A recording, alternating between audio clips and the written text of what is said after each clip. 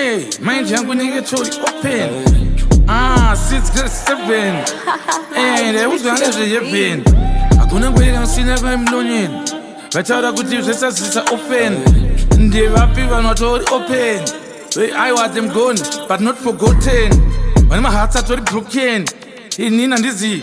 I type a chimusken. I was a tombondona chipandanzi I spoken. Dagano mecha agnotitange. Ndoziwa kuti nindi chosen. The chosen go take kuti nchawa poison. I want nyenge cousin. Yangu zata kunza hanzi cousin make dozen. Zvese zvekumaprazini. Pataura kunzi 10,000. Inini handitaurirwe onyaya. Dzekuda hanzi kumount Abdin. I want that what them tell them. Me look at me, tell them. Before that I'm a shop that I shall them. Vese mantoziwa kuti jam. Mantoziwa pandochika traffic jam. Aiwa, look at me, tell them. Ndoita dance around together. Ndichinatopinda musani weather. Ndakanopfeka ileta. Ndakanonomisa nemabreda. Ndaradza kuti handipenda iri yega. Because itetakutira hega. Yega taipeka.